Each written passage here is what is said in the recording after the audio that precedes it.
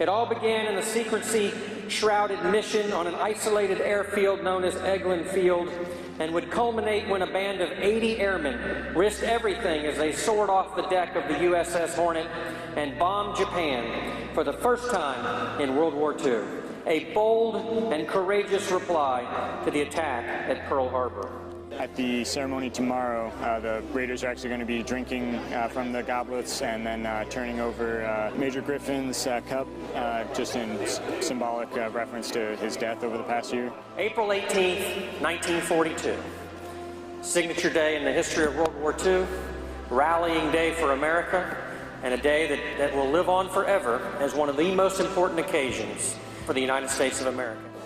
At the time in World War II was a very bitter time for us. We were losing everywhere. America needed some good news.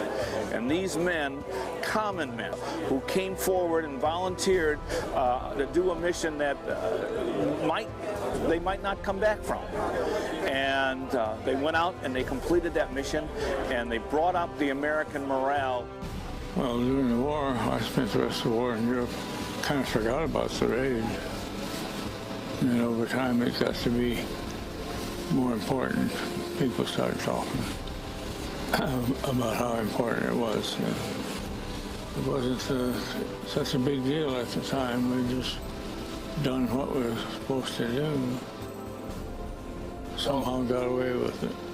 When you talk to them on the street, you wouldn't think of them as heroes. And yet, here they are, coming out to meet the public, thousands of people at a time, and they feel it is still their duty to do so. A lot of the times, the veterans will tell us stories that you just don't read in books. And this is one of the ways that we can actually kind of give them an idea of what it was like. It's something that needs to be heard, especially from gentlemen and heroes like they are. Well, that kind of goes with the territory. People are interested, and if they're interested and so forth, well, they're happy, we're happy. I talked to a 7-year-old today that was just overwhelmed about all the history. He's studied up on history and lives it, loves it, and is having such a great time being here, seeing the Doolittle Raiders. So he educated me on a few things, so it's a blessing. It's just something that you kind of record in your computer and enjoy it for the good parts and forget about if there's any bad parts. I think it's important to just remember our heritage and just that fighting mentality at the same time. I mean, it's incredible to have to think about these guys who fought against an enemy who was just as capable as we were at certain points in the war.